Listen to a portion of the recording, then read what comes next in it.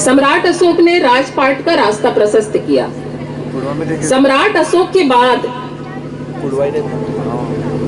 कबीर आए। कबीर ने कहा, ऐसा चाहूं राज में, कबीर ने कहा कि साईं इतना दीजिए जामे कुटुंब समाए, मैं भी भूखा न रहूं, साधु भी भूखा न जाए। सवाल यह है कि कबीर ने क्या भगवान से कहा कि साईं इतना दीजिए जामे कुटुंब समाए? आम जनमानस को जो बताया गया वो ये है कि कबीर ने भगवान से कहा कि साईं इतना दीजिए जामे कुटुंब समाए। मैं इस बात को नहीं मानती। कबीर ने उस सिस्टम से कहा, उस समय के उस व्यवस्था से कहा कि साईं इतना दीजिए, इतना व्यवस्था कीजिए जिसमें सभी का कुटुंब परिवार का चल सके, वो परिवार चल सके और उसके जो संपर्क में है, जो भी है, वो भी भूखा ना रहे। ऐसा सिस्टम इस देश में हो कि इतना तो व्यवस्था कर दो कि कोई भूखा ना रहे, मेरा भी चले और आपका भी चले। क्योंकि अगर कबीर ने भगवान को कहा होता साईं इतना दीजिए, तो कबीर कभी ये नहीं कहते कि पाथर पूजे हरि मिले तो मैं पूजूं पहाड़, क्योंकि भगवान में तो कबीर मानते ही नहीं थे।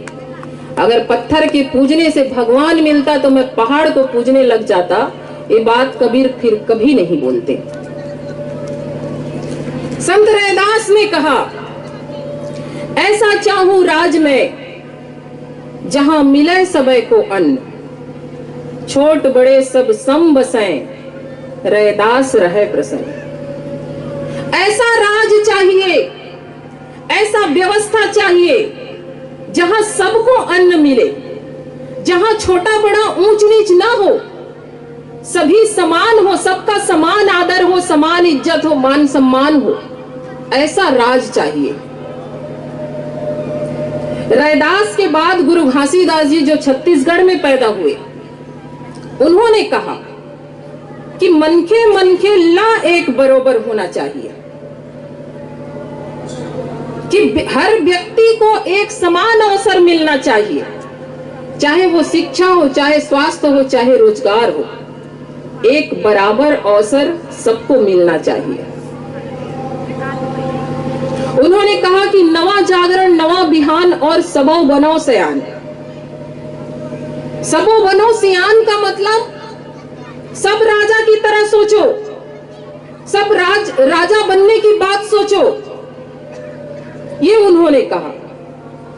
और गुरु घासीदास के बाद इस देश में बाबा साहब डॉक्टर भीमराव अंबेडकर ने कहा, जाओ अपने घरों की दीवारों पर जाकर लिख दो, तुम इस देश के शासनकर्ता जमात हो, तुम इस देश के शासक हो। ये बाबा साहब ने कहा।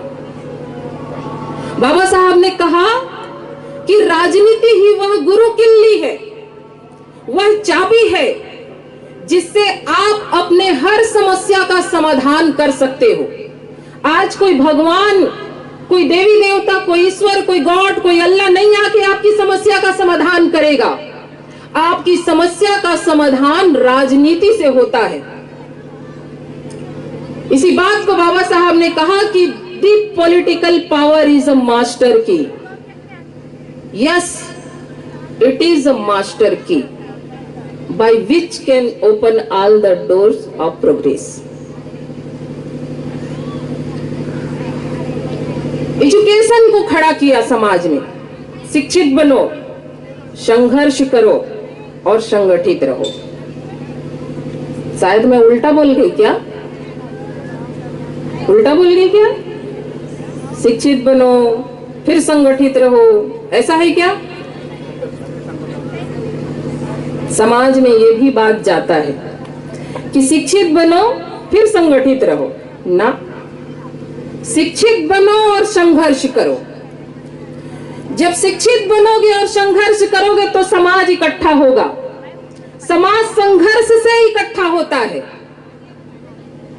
शिक्षित तो हम सभी अपने आप को मानते हैं, इकट्ठे हो रहे हैं कि बट रहे हैं। संघर्ष करेंगे, समाज इकट्ठा होगा, संगठित होगा, ये बाबा साहब ने कहा।